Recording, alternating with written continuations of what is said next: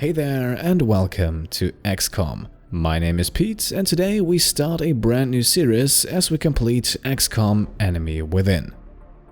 Enemy Within is an expansion pack for the base game XCOM Enemy Unknown, and in this completionist playthrough we will complete both. Now, for those of you who are not familiar with the game, XCOM is best described as a turn-based action strategy game. And in that role it comes with various elements that I think fit this channel perfectly. The game has base building and a strong focus on individual soldiers, which is something that might intrigue fans of the RimWorld series, but it also features an overarching storyline and engaging combat, which might be right up your alley if you're a fan of games like Mass Effect. In short, if you like some of the games I've been playing for the last year or so, then chances are you will enjoy this series as well. Now, if you're new to Pete Complete, this right here is a completionist channel. That means we usually play games to full completion and try to experience everything they have to offer. That also includes playing games on their hardest difficulty settings and, whenever possible, going after all available achievements. And that brings me straight to what you can expect from this series. We will complete the package of XCOM Enemy Unknown and Enemy Within, as well as two smaller editions, the Operations Slingshot and Progeny, all on Impossible difficulty, the game's hardest difficulty setting. While doing so, we will also attempt to unlock almost all available achievements in the game, and there are a lot and some of them are pretty damn difficult. In total, there are 87 different achievements that can be unlocked over the course of a single playthrough, and with the exception of only 7, we will attempt to complete them all. Of those 7, some are related to the game's multiplayer, others relate to lower difficulty settings that we will not be using, and there is also one achievement that requires a total of 5 playthroughs to eventually be unlocked. We will also not be going after the Army of 4 achievement, and this is the only achievement in the list where we actually have a choice, but this achievement significantly limits your squad size, and since this playthrough will also heavily feature the Patreon naming rights tier, I want as many of you as possible to have the chance to become a hero in this game. Now, 2 more quick things before we get going. Number 1, episodes for this series will roughly be in the 15-minute range, and since this is not a highly story-focused game, the footage will be edited very similar to the RimWorld series. So you will not see me spend 30 minutes to an hour on the battlefield. Instead, I will try to condense missions as much as possible, of course without missing out on anything important. And that also means that all storyline elements, cutscenes and conversations will remain uncut, but that is how I approach pretty much all of my playthroughs. Last bit of info then, to celebrate the launch of the series we are doing a small giveaway, as I will be gifting 1 Steam copy of the XCOM Enemy Unknown Complete Pack to 1 lucky person in the comments. That pack includes the PC version of the base game Enemy Unknown, as well as all DLC for the game, including Enemy Within. All you have to do to enter is leave a comment down below including the phrase giveaway, that way I can filter out all other comments and avoid gifting the game to anyone who already owns it or who does not want to participate. The winner will then be announced in the next episode, and you can also once again find all info for the giveaway in the description and in my pinned comment down below. And so here we go, let's get things set up and then jump into the game. First of all, we will have to select our difficulty, and as I mentioned earlier, we will go with Impossible here. This will also disable the game's tutorial mission, and if you are completely new to these tactical turn-based games, that tutorial could actually give you a very good first impression of how this game plays, while also establishing a few minor elements of the game's storyline. For that purpose, I have recorded a separate video only including the tutorial, so if you want to check that out, you can find it linked on screen right now as well as in the description and the comments. I would recommend, however, that you watch the introduction cutscene first, which is coming up in just a few moments. Now, we also have a few advanced options here and we will check them all as far as we can.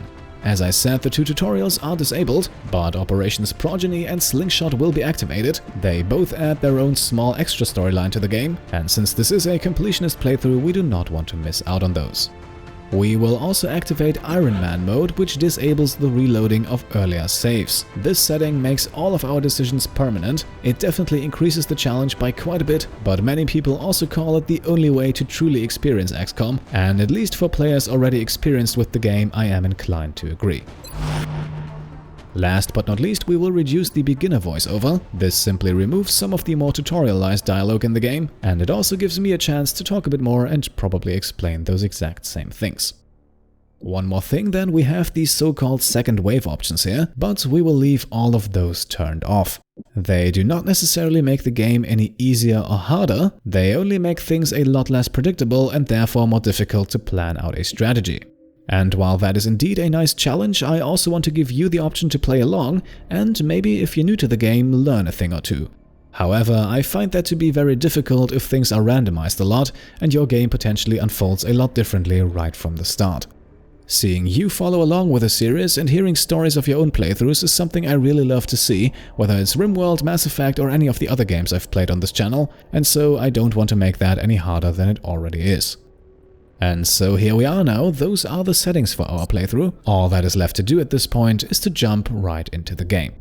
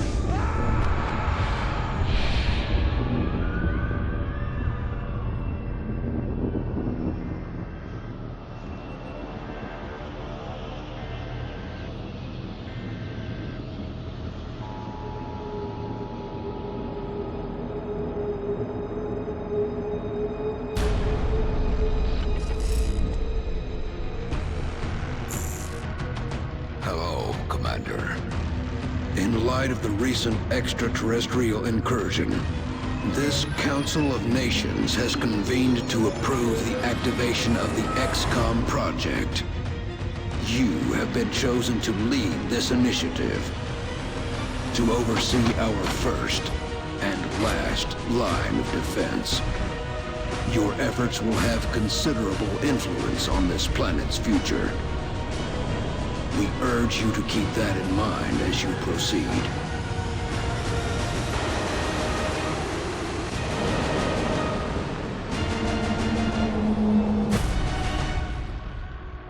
Good luck, Commander.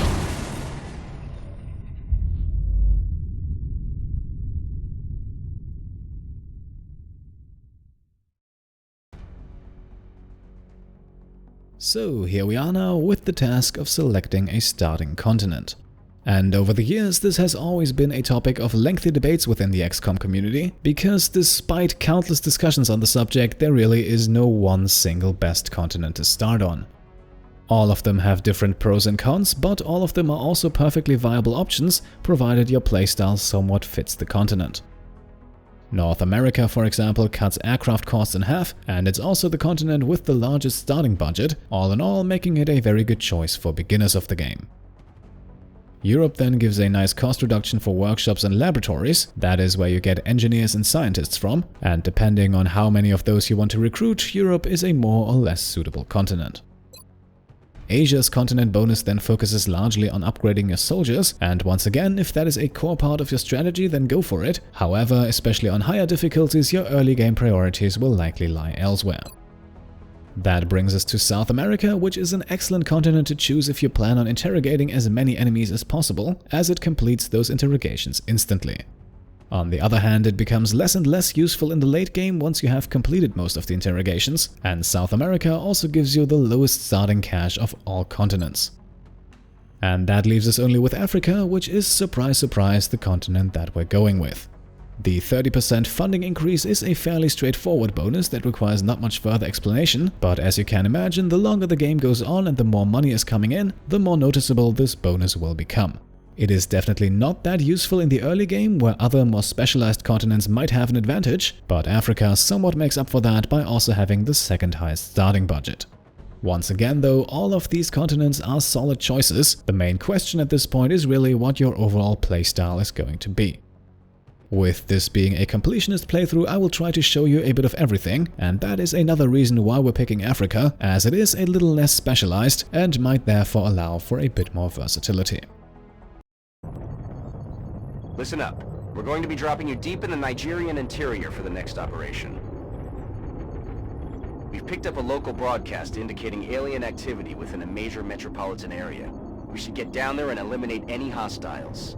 So here we are en route to our very first mission. This mission always takes place on the continent you start on, and for the moment we have two fairly straightforward objectives. First of all, of course, we need to kill all enemies, and if possible, we also want to secure all melt canisters. And we'll talk a bit more about how we're going to do that in just a moment. For now, let's get started.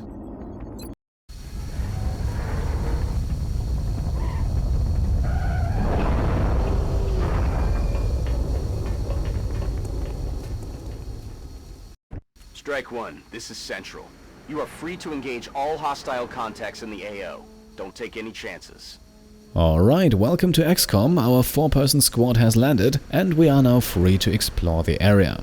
That blue outline that you can see, that is how far each of our squad members can move while still maintaining the ability to take an action afterwards. An action that can be something like shooting a weapon, throwing a grenade, or hunkering down behind cover.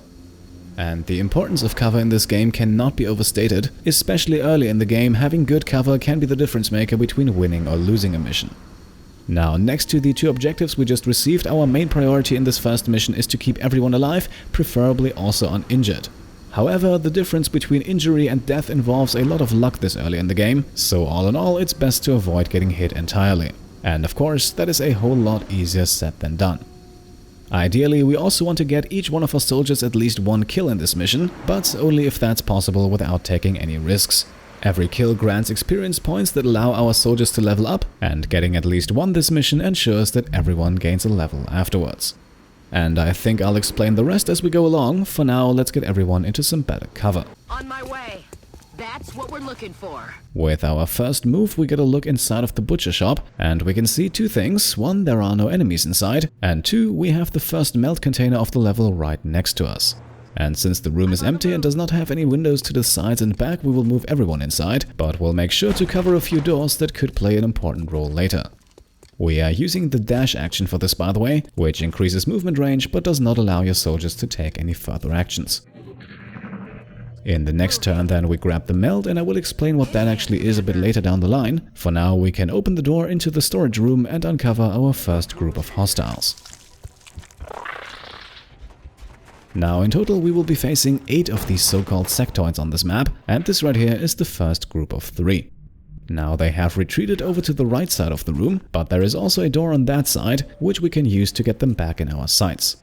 And since they are closely huddled together, we will use a grenade here, which will do a guaranteed 3 points of damage on 2 of the enemies and also destroys some of their cover. However, since we grabbed the melt earlier, we now only have 2 soldiers with enough movement to get into a good shooting position, and since 2 shots will not be able to kill 3 enemies, we are going with the grenade again and get ourselves the first 2 kills of this playthrough.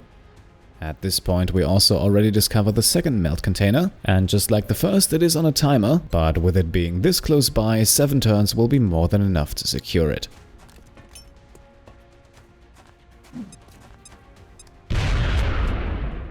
Now we only have 1 alien left, but also only 1 soldier who can reach it, so let's move him up close and into a flanking position. Now quick pause in the action, because I want to explain this at least once. As you can see, with the 100% on the left, we have a guaranteed hit here. A regular hit from the assault rifle will do either 2, 3 or 4 damage, and 4 is what we would need to eliminate the sectoid.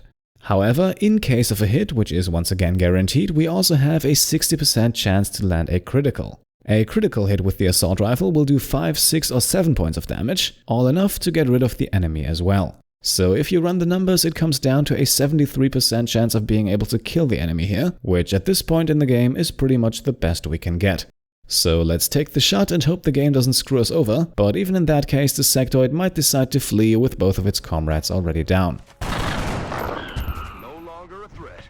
Alright, everything went according to plan here, and that's the first group taken care of without the aliens even able to take a single shot.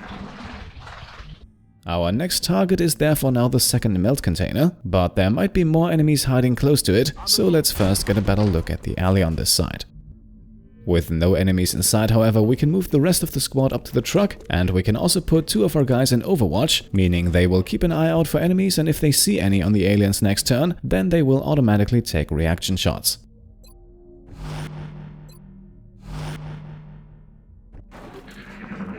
Again though, things remain quiet, and so we can now collect the melt container without much issue, and it appears the area in front of the next building is clear as well, so we can once again move everyone a tiny bit closer. And since this is the last building on the map, by the way, I have a strong feeling that both remaining enemy groups will be hiding inside. What was that sound? However, even after opening the gate, we don't actually see anyone, which actually gives us a bit more time to prepare, as we can now move one of our soldiers into a potential flanking position over by the door on the right side of the building. The rest of them will remain near the front entrance and on Overwatch, and will also keep the small door on the left side closed. Maybe this could give us another tactical advantage later.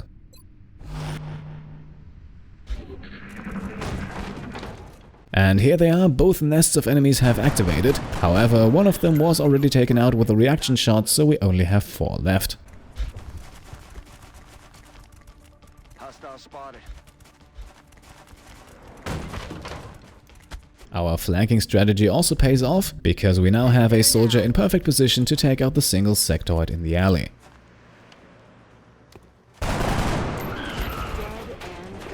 This, by the way, is already her 3rd kill of the mission, so we are being informed that she has already earned herself a promotion. However, with the rest of the squad, we don't really have a good look inside of the building at the moment, so we'll remain a bit more passive this turn by moving one soldier over in the corner here. That way he still has a good look at anyone heading for the main entrance without being too exposed himself.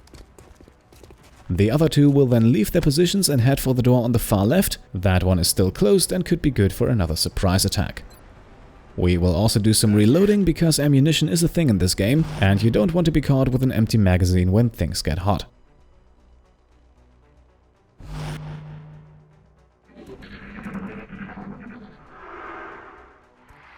The aliens meanwhile remain cautious on their turn as well, so let's use that door on the left to get a closer look. That's affirmative. That reveals one enemy, but that faint violet glimmer also reveals the location of the other 2, so we know they're all grouped closely together. So we will once again use a grenade here, which not only does damage, but also removes some cover. Grenade out. Now what you can see here are 2 sectoids who have mind merged. That means one sectoid, the one in the middle in this case, is forming a bond with another, increasing a few of the other sectoid stats. However, if the enemy forming the bond is killed, the other enemy also dies, and that is exactly what we will try to exploit here. Now our soldier on the left can throw a grenade and get 3 kills this way, however that would end the mission with one of our soldiers getting no kills. And that soldier is the one in the corner here, who can now move up and take a high percentage shot at the mind-merging sectoid. Lovely, that's 2 kills for him, leaving only 1 sectoid on the map, and our ladies on the left and right flanks both have high percentage shots, but let's go with the one who still needs a kill. Bye-bye. Good work out there, Strike One. If I may, Commander, the labs are on high alert. Teams are standing by for your orders. We can begin researching the newly recovered artifacts immediately. And here we are, mission completed, and that's about as good as it gets. All enemies are defeated and everyone got themselves at least 1 kill, so we will now have 4 promotions waiting. We also did not lose a single soldier, and that already unlocks the first achievement of this playthrough, as we now complete the We Happy Few achievement. And that's it, let's wrap up the mission and make a trip to XCOM HQ for the very first time. Commander to the research labs. Commander to the research labs.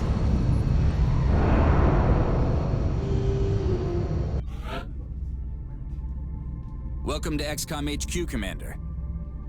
I'm Central Officer Bradford. My role in this project is twofold: providing tactical support for our field operations, and keeping you briefed on the current situation. My efforts should allow you to focus on the bigger issues at hand. Speaking of which, we have a soldier waiting for a promotion in the barracks. I'll let you get to it.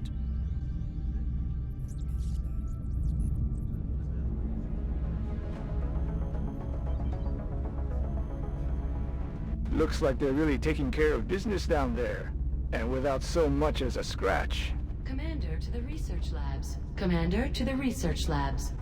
And here we can see it, all 4 of our squad members are up for a promotion. However, we will not take care of that right now, because first I want to give them all new names from the Patreon naming rights tier. The recovered artifacts are being unloaded and the research team is waiting your orders. We'll get started as soon as you give the order, Commander. Since we have brought back a few things from this mission, we now also have access to several research projects, but we'll talk a bit more about those in the next episode. The so-called artifacts we did recover were the 8 sectoid corpses we killed, as well as 2 weapon fragments per sectoid. And if you're now wondering why the numbers don't match, that is because weapon fragments are destroyed whenever we kill an alien with a grenade, so while explosives can be immensely useful, we probably also don't want to use them to kill too frequently. Up next, we will go to the barracks to handle promotions, but before we have a look at our soldiers, I will quickly rename them all. Right, here we are with our pool of 12 soldiers. I have randomly selected 12 names from the naming rights tier, and I have assigned them to the soldiers that I thought fit them best. However, I also had to modify a few names to accommodate for gender here, and the first example is the heavy Andrea Cook, who was named after patron Andrew Cook. The sniper's name is then actually a combination of the 2 patrons Resilius and Wargal, and honestly this might be the best name in the pool. I am certainly looking forward to the impact that Resilius Wargal will have. Up next, we then have Adam Work as our assault and Emilia Solberg as the support, named after patron Emil Solberg. The remaining 8 soldiers then follow the same pattern. We have Nicholas Mahoney from Australia, Randy Miller from the United States, Zachariah Rucker from Canada, Christoph Liebhardt from Poland. The 2 patrons Spencer and Renix become Spencer Renix from the UK, and we also have Kim Lupai from China. We also have Michelle Talpas from Mexico, who was named after patron Michael Talpas. Lastly then we have Shane Anderson, also from the UK, and that completes the list, but should we obtain more soldiers, then more names will of course be picked. Now at this point we have to go back to our 4 soldiers waiting for a promotion, because unless we actively promote them, they will not level up. And we start things off with Andrea Cook, who is going in green as that is the color I prefer for my heavies, and her first ability as a heavy, that is the rocket. This is an explosive attack with much higher stopping power than the grenade, however at this point it can only be used once and also not after moving. Still, it remains very useful, especially against larger groups of fragile enemies. Meanwhile, our sniper Resilius is decked out all in black, and his first ability is the headshot. This ability substantially increases the chance to land a critical hit, and if a critical is landed, the damage of the shot further increases by 2 points. This allows Mr. Wargal here to do up to 10 points of damage with a single shot, while as a sniper he also has the highest accuracy in the entire squad. That brings us to our assault Adam Work, who I have color-coded in red. And Adam's first ability is Run and Gun, an ability that allows him to fire his gun even after using the dash action. So that definitely increases the range in which he can be effective, and overall it gives you a bit more flexibility on the battlefield. Lastly then, all in blue, we have our support Emilia, whose first ability is the smoke grenade. Once it has been thrown, the smoke grenade makes everyone inside of its radius a bit harder to hit, effectively giving the same bonus as half cover. The smoke grenade ability also does not remove the frag grenade from Emilia's inventory, and that means on the next mission she will be able to use both. And I would say with our squad named and leveled up, that's about it for today's episode. Next time we will have a look at research and engineering, and of course we will also complete our second mission of this playthrough. All in all, I would say we had a pretty good start to the series, and I hope that's the way things continue to go, but of course with XCOM you never know.